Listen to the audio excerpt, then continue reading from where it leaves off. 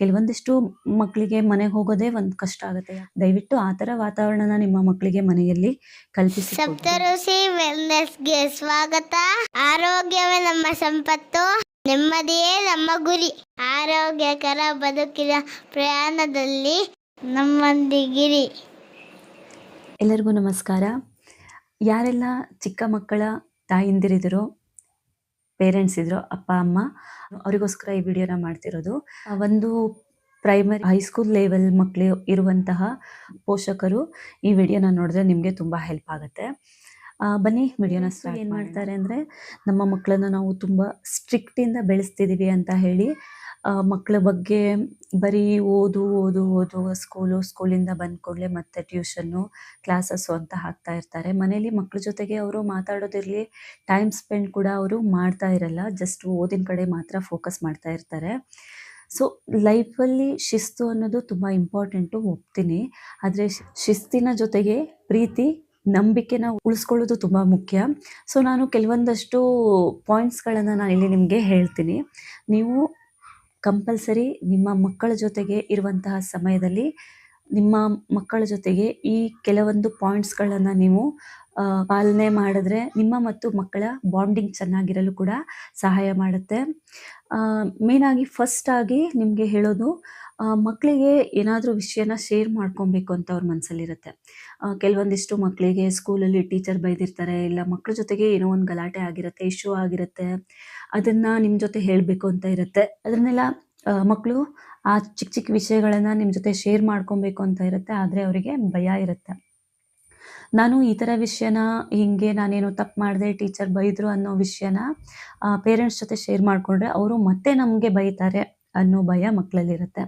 So ನೀವು ಅವಾಗ ಏನು ಮಾಡಬೇಕು ಅಂದರೆ, ಮಕ್ಕಳು ಹೇಳುವಂತಹ ಕಥೆನ ಹಾಗೆ ಅವರು ಪ್ರತಿದಿನ ಬಂದು ಅವರ ಏನೇನಾಯಿತು ಅಂತ ಹೇಳ್ಕೊಳ್ಳುವಂತಹ ವಾತಾವರಣವನ್ನು ನೀವು ಕ್ರಿಯೇಟ್ ಮಾಡಿ ಕೊಡಬೇಕು. ಅದಕ್ಕೆ ನೀವು ಏನು ಮಾಡಬೇಕು ಅಂದರೆ, ಮಕ್ಕಳು ಏನೋ ಹೇಳ್ತಿದ್ದಾರೆ ಅಂದರೆ, ಈಗಿನ ಕಾಲದಲ್ಲಿ ಅಪ್ಪ ಅಮ್ಮ ವರ್ಕಲ್ಲಿ ಬ್ಯುಸಿ ಇರ್ತಾರೆ, ಸಿಸ್ಟಮ್ ನೋಡ್ತಿರ್ತಾರೆ, ಮೊಬೈಲ್ ನೋಡ್ತಿರ್ತಾರೆ. ಮಕ್ಕಳು ಏನೋ ಹೇಳ್ತಾ ಇದ್ದರೆ ನೀವು ಫೋನ್ ನೋಡ್ತಾನೆ ಇರ್ತೀರ. ಆ ಥರ ಮಾಡೋದು ತಪ್ಪು. ಮಕ್ಕಳು ಏನೋ ಒಂದು ಹೇಳ್ತಿದ್ದಾರೆ ಅಂದರೆ ನಿಮ್ಮ ಫೋನನ್ನು ಒಂದು 5 ನಿಮಿಷ ಬದಿಗಿಟ್ಟು, ನಿಮ್ಮ ಲ್ಯಾಪ್ಟಾಪ್ ವರ್ಕ್ ಮಾಡ್ತಾ ಇದ್ದರೆ ಅದನ್ನು 5 ನಿಮಿಷ ಸ್ಟಾಪ್ ಮಾಡಿ ಮಕ್ಕಳು ಏನು ಹೇಳ್ತಿದ್ದಾರೆ ಅನ್ನೋದ್ರ ಕಡೆ ನೀವು ಗಮನ ಕೊಡಬೇಕು. ಅವರ ಐ ಟು ಐ ಕಾಂಟ್ಯಾಕ್ಟ್ ಮಾಡಬೇಕು. ಅವ್ರು ಏನೋ ಹೇಳ್ತಿದ್ದಾರೆ ಅಂದರೆ ನೀವು ಅವರನ್ನು ನೋಡ್ತಾ ಇರಬೇಕು. ಆವಾಗ ಅವರಿಗೆ ಒಂದು ಆತ್ಮವಿಶ್ವಾಸ ಜಾಸ್ತಿ ಆಗುತ್ತೆ. ಓಕೆ, ನಾನು ನನ್ನ ವಿಷಯಗಳನ್ನೆಲ್ಲ ನಾನು ಅಪ್ಪ ಅಮ್ಮನ ಹತ್ರ ಶೇರ್ ಮಾಡ್ಕೊಬೋದು ಅಂತ ಅವರಿಗೆ ಅನಿಸುತ್ತೆ.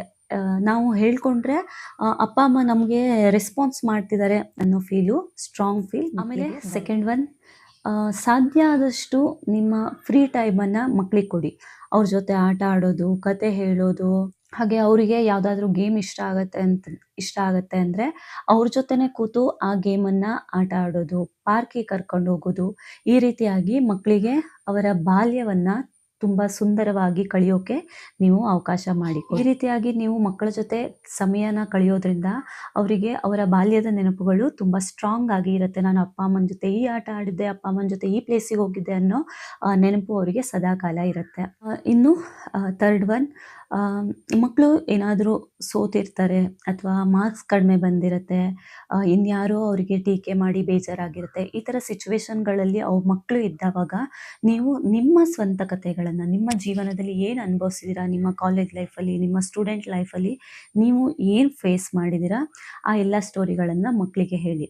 ನೀವು ತಪ್ಪು ಮಾಡಿದ್ದೀರಾ, ನಿಮ್ಮ ಲೈಫಲ್ಲೂ ನಿಮ್ಮ ಸ್ಟೂಡೆಂಟ್ ಲೈಫಲ್ಲೂ ನಿಮಗೂ ಈ ಥರ ಪ್ರಾಬ್ಲಮ್ಸ್ಗಳಾಗಿದೆ, ನೀವು ತಪ್ಪು ಮಾಡಿದ್ದೀರಾ, ನೀವು ಮಾರ್ಕ್ಸ್ ಕಡಿಮೆ ತೊಗೊಂಡಿದ್ದೀರಾ ಅನ್ನೋ ಈ ರೀತಿಯಾದಂತಹ ಸ್ಟೋರಿಗಳನ್ನು ಹೇಳೋದ್ರಿಂದ ಮಕ್ಕಳಿಗೆ ಏನಾಗುತ್ತೆ ಅಂದರೆ, ಇಲ್ಲಿ ಯಾರೂ ಪರ್ಫೆಕ್ಟ್ ಅಲ್ಲ, ಎಲ್ಲರೂ ಒಂದಲ್ಲ ಒಂದು ರೀತಿಯಲ್ಲಿ ತಪ್ಪು ಮಾಡ್ತಾರೆ, ಬಟ್ ಆ ತಪ್ಪನ್ನು ನಾವು ಸರಿ ಮಾಡ್ಕೊಂಡು ಹೋಗಬೇಕು ಅನ್ನೋ ಒಂದು ಕಾನ್ಫಿಡೆನ್ಸ್ ಅವರಿಗೆ ಬರುತ್ತೆ. ಆಮೇಲೆ ಮೇನ್ ಆಗಿ ನಾವೇನು ಮಾಡ್ತೀವಿ ಅಂದರೆ, ನಮಗೆ ನನ್ನ ಮಗ ಇಂಜಿನಿಯರ್ ಆಗಬೇಕು, ಡಾಕ್ಟರ್ ಆಗಬೇಕು, ಸೈಂಟಿಸ್ಟ್ ಆಗಬೇಕು, ದೊಡ್ಡ ಕಂಪ್ನಿಯಲ್ಲಿ ವರ್ಕ್ ಮಾಡಬೇಕು ಅನ್ನೋ ಥಾಟ್ ಇಟ್ಕೊಂಡು ನಾವು ಮಕ್ಕಳನ್ನು ಓದಿಸ್ತಾ ಇರ್ತೀವಿ. ಬಟ್ ಆ ರೀತಿ ಮಾಡಬಾರ್ದು.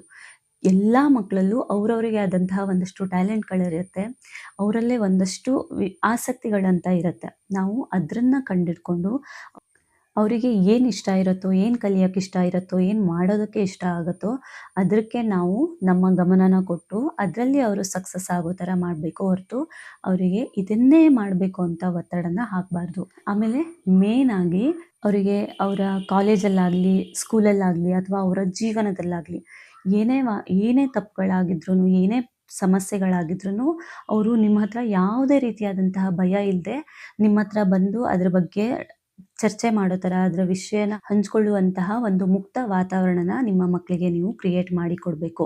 ಈ ರೀತಿ ವಾತಾವರಣ ಕ್ರಿಯೇಟ್ ಮಾಡಿ ಕೊಟ್ಟಾಗ ಅವರಿಗೆ ಅನಿಸುತ್ತೆ, ನಾನು ಏನೇ ಶೇರ್ ಮಾಡಿದ್ರು ಇವರು ಬೈಯಲ್ಲ, ನನಗೆ ಟೀಕೆ ಮಾಡಲ್ಲ, ನನಗೆ ಹೊಡೆಯಲ್ಲ ಅನ್ನೋವಂತಹ ಒಂದು ಕಾನ್ಫಿಡೆನ್ಸ್ ಬಂದು ಎಲ್ಲ ವಿಚಾರವನ್ನು ನಿಮ್ಮ ಹತ್ರ ಮುಕ್ತವಾಗಿ ಚರ್ಚಿಸಿ ಅವರ ಜೀವನದಲ್ಲಿ ನಡೆಸುವಂತಹ ಸಾಮರ್ಥ್ಯ ನಿಮ್ಮ ಮಕ್ಕಳಲ್ಲಿ ಬೆಳೆಯುತ್ತೆ. ಹಾಗೆ ನಿಮ್ಮ ಮತ್ತು ನಿಮ್ಮ ಮಕ್ಕಳ ಆತ್ಮವಿಶ್ವಾಸ, ಪ್ರೀತಿ, ಬಾಂಧವ್ಯ ಎಲ್ಲ ಕೂಡ ಗಟ್ಟಿಯಾಗಿ ಚೆನ್ನಾಗಿರುತ್ತೆ. ಪರಸ್ಪರ ಗೌರವ ನೀಡೋದನ್ನು ಕಲಿಸಿ. ಈ ರೀತಿಯಾಗಿ ಮಾಡೋದ್ರಿಂದ ಇದು ನಿಮ್ಮಿಬ್ಬರ ನಡುವೆ ಗಟ್ಟಿಯಾದ ಸಂಬಂಧವನ್ನ ಬೆಳೆಸುತ್ತದೆ. ಮಕ್ಕಳಿಗೆ ಬೆಸ್ಟ್ ಫ್ರೆಂಡ್ ಆಗೋದು ಅಂತ ಅಂದ್ರೆ ನೀವು ಅವರಂತೆ ಅಂದ್ರೆ ನಿಮ್ಮ ಮಗುವಿನಂತೆಯೇ ನೀವು ಯೋಚಿಸಬೇಕಾಗತ್ತೆ. ಹಾಗೇನೆ ಅವರಿಗೆ ಉತ್ತಮ ಆಲಸಿಗರಾಗೋದಂದ್ರೆ ಅವರು ಹೇಳ್ತಿರೋದನ್ನ ನೀವು ಕೇಳಬೇಕು. ಅಂದ್ರೆ ನಾನು ಫಸ್ಟೇ ಹೇಳ್ದಂಗೆ face to face, eye to eye contact ಮಾಡಿ ಅವ್ರು ಹೇಳೋದನ್ನ ನೀವು ಕೇಳಬೇಕಾಗತ್ತೆ. ಮತ್ತು ನಿಮ್ಮ ಮನೆಯೇ ಅವರಿಗೆ ಸುರಕ್ಷಿತ ತಾಣ ಅಂತ ಅನಿಸ್ಬೇಕು. ಏನೇ ಇದ್ರೂ ನಾನು ಮನೆಗೆ ಹೋಗಿ ಸರಿ ಮಾಡ್ಕೊತೀನಿ, ಏನೇ ಸಮಸ್ಯೆ ಆದರೂ ನಾನು ಅಪ್ಪ ಅಮ್ಮನ ಹತ್ರ ಹೇಳ್ಕೊಂಡು ಅದನ್ನು ಹೇಗೆ ಪರಿಹಾರ ಮಾಡ್ಕೊಬೇಕು ಅನ್ನೋದನ್ನು ನಾನು ಕಂಡ್ಕೊಳ್ತೀನಿ ಅನ್ನೋಷ್ಟು ಅವರಿಗೆ ಸುರಕ್ಷಿತ ತಾಣ ನಿಮ್ಮ ಮನೆ ಆಗಿರಬೇಕು. ಕೆಲವೊಂದಿಷ್ಟು ಮಕ್ಕಳಿಗೆ ಮನೆಗೆ ಹೋಗೋದೇ ಒಂದು ಕಷ್ಟ ಆಗುತ್ತೆ. ಯಾಕೆಂದರೆ ಅಪ್ಪ ಅಮ್ಮ ವರ್ಕಲ್ಲಿ ಬ್ಯುಸಿ ಇರ್ತಾರೆ, ಯಾವುದನ್ನು ಕೇಳಿಸ್ಕೊಳ್ಳಲ್ಲ, ಏನು ಬೇಕು ಏನು ಬೇಡ ಅದ್ರ ಬಗ್ಗೆ ಗಮನ ಕೊಡಲ್ಲ. ದಯವಿಟ್ಟು ಆ ಥರ ವಾತಾವರಣನ ನಿಮ್ಮ ಮಕ್ಕಳಿಗೆ ಮನೆಯಲ್ಲಿ ಕಲ್ಪಿಸಿ ಕೊಡಬೇಡಿ. ನಿಮ್ಮ ಮಕ್ಕಳ ಜೊತೆ ಮಕ್ಕಳಾಗಿ ಇದ್ದು ಅವರ ಜೀವನ, ನಿಮ್ಮ ಜೀವನ ಎರಡನ್ನೂ ಸುಂದರವಾಗಿಸಿಕೊಳ್ಳಿ ಅಂತ ಹೇಳ್ತಾ ನಾನು ಈ ವಿಡಿಯೋನ ಮುಗಿಸ್ತಿದ್ದೀನಿ. ಈ ವಿಡಿಯೋ ಇಷ್ಟ ಆದರೆ ಒಂದು ಲೈಕ್ ಮಾಡಿ, ಹಾಗೆಯೇ ನಿಮ್ಮ ಫ್ರೆಂಡ್ಸ್, ಫ್ಯಾಮಿಲಿಗೆ ಈ ವಿಡಿಯೋನ ಶೇರ್ ಮಾಡಿ. ಯಾಕೆಂದರೆ ಈ ವಿಡಿಯೋ ತುಂಬಾ ಮುಖ್ಯ. ಮಕ್ಕಳು ದೊಡ್ಡ ಆಗ್ತಾ ಇರುವಂಥವ್ರಿಗೆ, ಪಾಲಕರಿಗೆ ಈ ವಿಡಿಯೋ ತುಂಬಾ ಹೆಲ್ಪ್ ಆಗುತ್ತೆ. ಮತ್ತೆ ಇದೇ ರೀತಿಯಾದಂತಹ ಮುಂದಿನ ವಿಡಿಯೋದಲ್ಲಿ ಸಿಗ್ತೀನಿ. ಅಲ್ಲಿ ತನಕ ಎಲ್ಲರೂ ಖುಷಿಯಾಗಿ ನಗ್ತಾ ಇರಿ. ನಮಸ್ಕಾರ.